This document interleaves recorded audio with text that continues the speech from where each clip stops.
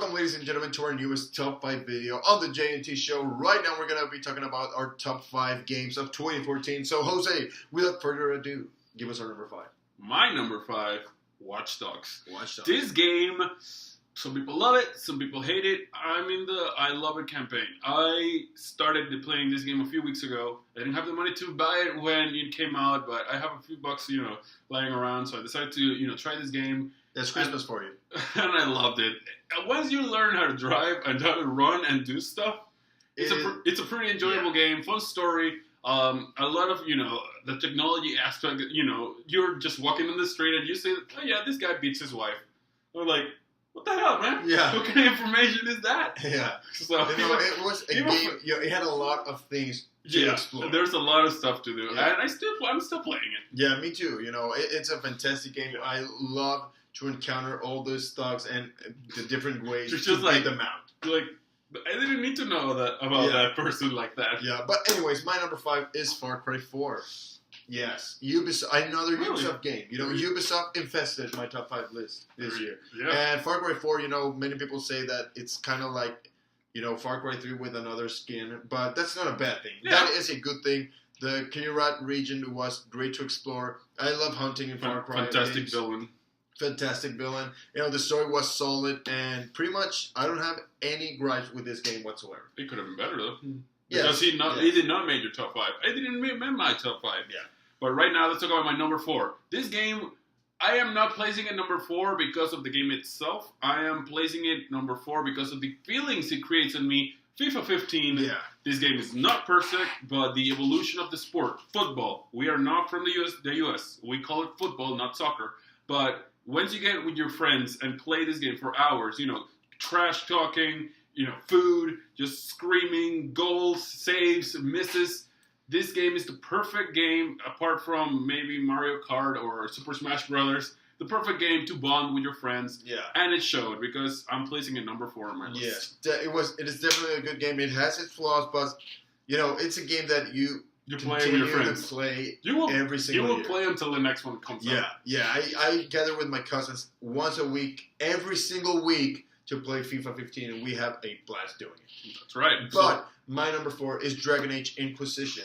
I bought this game a couple of weeks ago. I don't have, that much time to play it.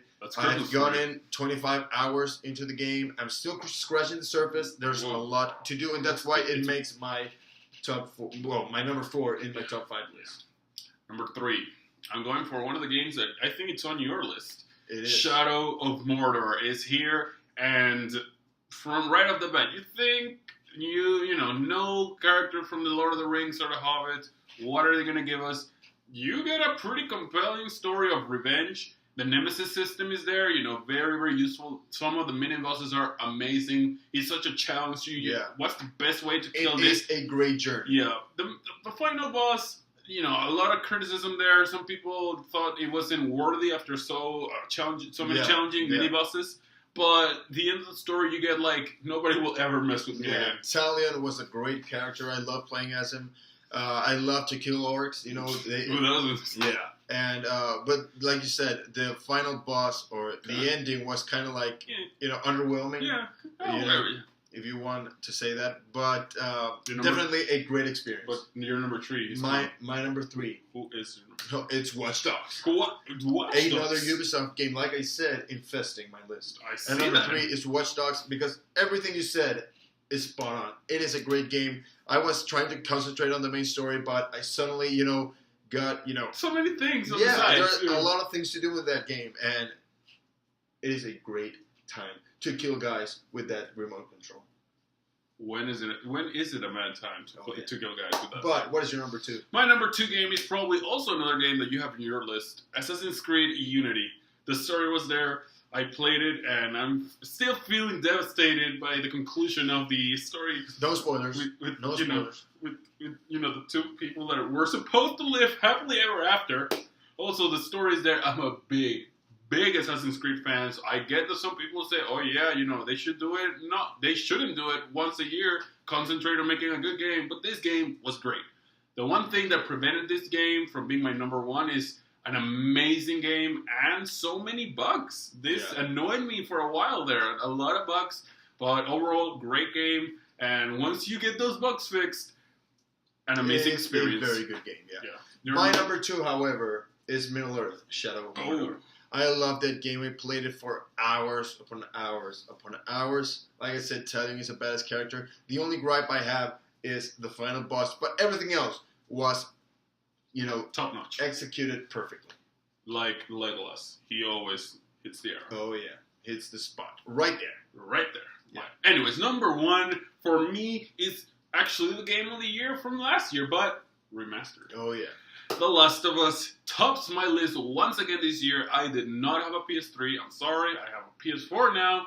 And the game of the year has blessed me with its presence. And I had the opportunity to play with Ellie and Joel. Yeah. And it was just the best. It is a fantastic The world game. is great. The story is the best. The bond between, that it mirrors a little bit from the Walking Dead game, from Clementine and Lee.